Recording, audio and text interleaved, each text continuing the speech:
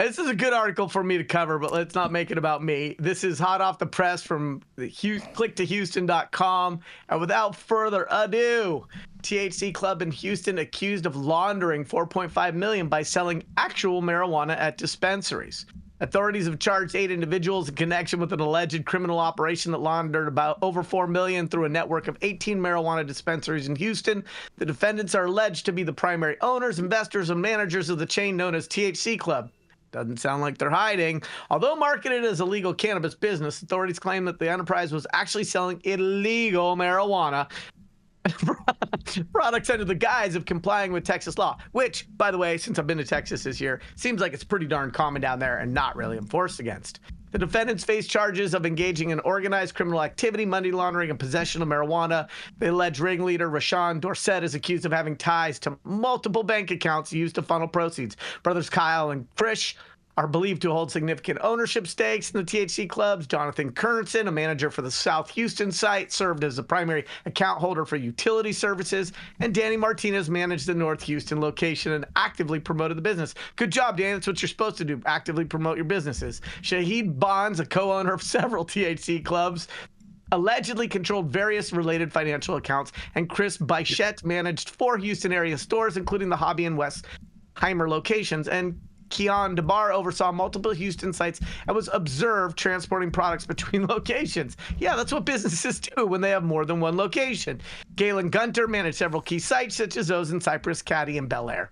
The alleged scheme, which spans from June 2020 to September 2024, funneled funds through at least 57 bank accounts, according to court documents. THC club locations, each operating under various business names, were strategically set out throughout Houston, to serve custies, including prominent spots like Galleria Heights, West Chase, and Energy Corridor.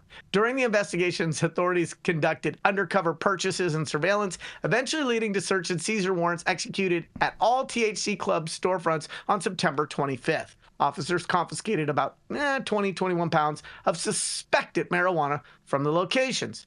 This organization went to great lengths to present itself as a legitimate business while engaging in criminal activities, the affidavit states. The defendant systematically acquired and laundered illegal proceeds, furthering a complex scheme to evade law enforcement and deceive the public. Well, just think about that. Your name THC stores, you're not deceiving the public. You're asking them to come spend money with you.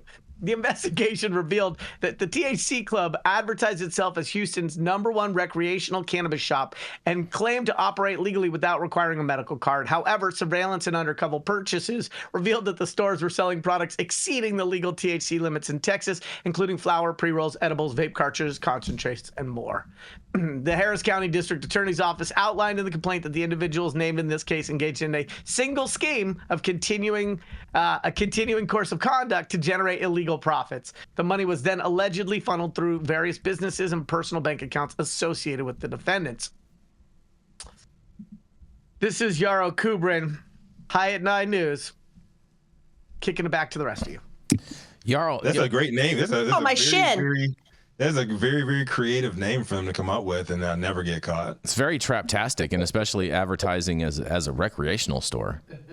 The fact that you're advertising as a rec store in a state where it's absolutely still illegal to do so, and using that as your front to cover up money laundering for something that's even more illegal is so ignorant. Like, there's so many, one crime at a time, you guys, one crime at a time. So it doesn't say that the source of proceeds is any other illegal activity other than the selling of cannabis in these stores. So I, unfortunately, am probably the only person on this show, with the exception of my esteemed colleague, Dale Schafer, who was convicted of money laundering for the way in which I handled cannabis cash back in 2009. And what I learned through the course of 5 years of being a criminal defendant and being charged with 132 counts of money laundering is a couple things. First of all, you can have legal proceeds, and the way in which you structure your banking can be a felony in and of itself. Secondly, the definition of money laundering, and I love to kick this over to piss up a rope Schafer, this definition of money laundering is a bit wider and easier to convict people on than some of the gray areas that come with these quasi-medical programs or the loopholes in the Farm Bill, or did they, didn't they, were they in compliance?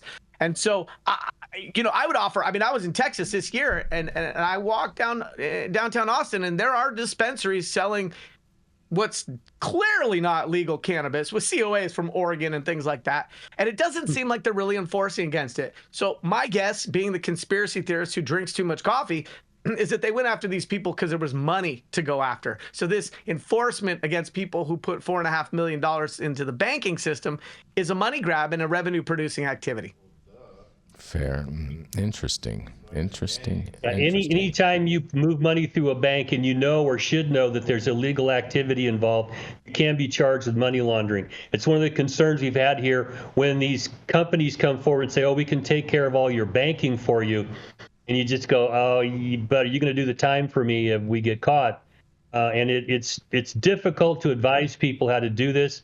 And I've set up layers of businesses and had different accounts set up and just tell people, hey, this is the best we can do for you. If I'm not participating, they're not going to take me to jail, but I can't make any guarantees that somebody won't come after you.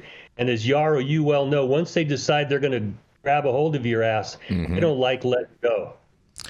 That's for sure. I think what we should really acknowledge here, I'm talking to Nick in the group chat. We're working on getting access for people like Leah's family in Texas, for people like Stone, for our good friend Soham. And these assholes cause a case that's going to cause this much kerfuffle. Guess what that's going to do to the Bible beaters who could have maybe been swayed a little bit or maybe working on agreeing that, hey, access might be a good thing. You just set Texas back, jerk. Thanks. I really want to know if their whole legal defense is just going to be like all it was THCA. What do you think? Right. I think the issue here is not whether they colored outside the lines, but the selective enforcement in Texas about known and clearly flagrant disregard where many people are coloring outside the lines, which I would argue is a byproduct of not having a healthy regulated system, if that's even possible, both from a medical and adult use perspective. Texans, they like to feel different. And, they're making all them THC, hemp-derived THC drinks down there, and people want to smoke some weed. So I just think that at the end of the day, they're going after the paper on this. And these people didn't look like they were hiding. Now, whether they were breaking the law or not, which they probably were, they weren't hiding. You think they were selling weed? They were doing it out in front, just open, notorious, and hostile to the laws, but they weren't trying to hide it. And so it looks like they just rounded up everybody who was more than just a shift employee. They're going to charge them all. They're probably going to squeeze somebody to squeal and talk or implicate somebody, maybe even lying and doing that. My hope is that they treat themselves like 300, like the Spartans, and they hold the line spear to spear, shield to shield. And they give up the money and hopefully don't have to face any additional criminal exposure. Oh, they're gonna definitely face criminal exposure, bro. I'm not a fan of crossing spears. How many stores did they have? Only in the Shire. How many stores did they have in Texas? I think it said like 18 or something like that. 18 stores in Texas. I'm surprised that the number is only 4.5 million with 18 stores. That seems a little low.